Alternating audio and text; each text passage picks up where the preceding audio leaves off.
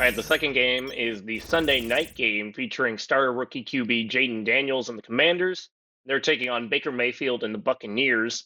Tampa Bay is a field goal favorite in this game, and it's the highest total of this round at 50.5.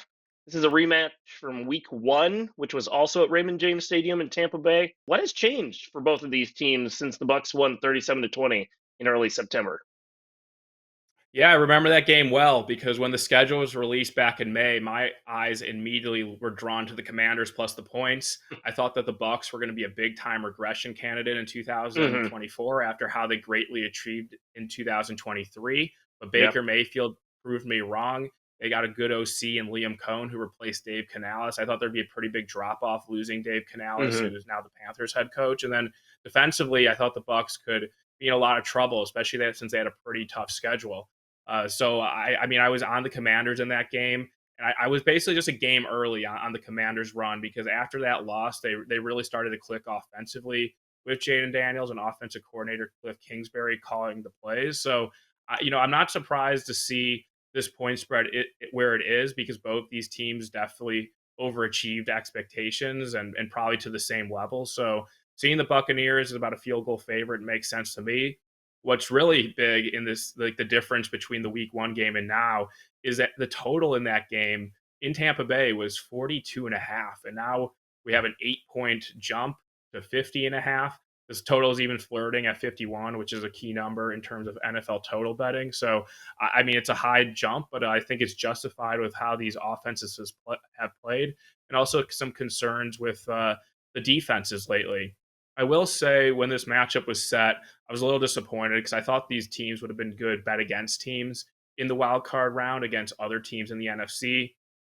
The Buccaneers, I know they ended the season strong, winning 6 of 7. But if you look at who they played, there's a lot of bad teams, a lot of bad quarterbacks. They had a game against the Panthers in Carolina, which was a close game. They did beat the Chargers, so that was one of the impressive wins. But then the next week they go out and lose to Cooper Rush. But like other quarterbacks they beat were like Tommy DeVito, AOC. They barely beat Spencer Rattler. AOC is the Raiders quarterback, of course, and then they barely beat Spencer Rattler in Week 18 this past week in a game where they were favored by 2 touchdowns. So I feel like the Bucks, you can poke a lot of holes in them, but also you can poke holes in the Yeah. Commanders. They had a very late bye week, week 14. They ended up winning 4 straight games after that. But if you look at each Hmm. individual result, it was a 1 point win against the Commanders where Spencer Rattler took over for Jake Hayner. So his backup quarterbacks for the Saints. They beat the Eagles, but without Jalen Hurts for most of the game, and the Yeah. Commanders had to make a big comeback.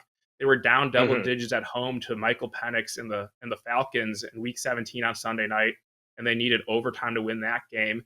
And then with the Cowboys starting Trey Lance in Week 18, and the Commanders kind of needing to win to secure a 6 seed and not have to go to Philly in the wild card round, they needed a Yeah. last second touchdown from Marcus Mariota to Terry McLaurin. So I feel like the Commanders are on like a very fluky 4-0 run to end Yeah. the season, and it was a team I would have loved to bet against, but I just don't know if I want to do it against Tampa Bay, who I mentioned I have Yeah. questions about, especially the Bucks as a favorite. So I do think Tampa Bay probably is more likely to advance, but that's indicated in the odds. So for me, I don't have a bet on this game.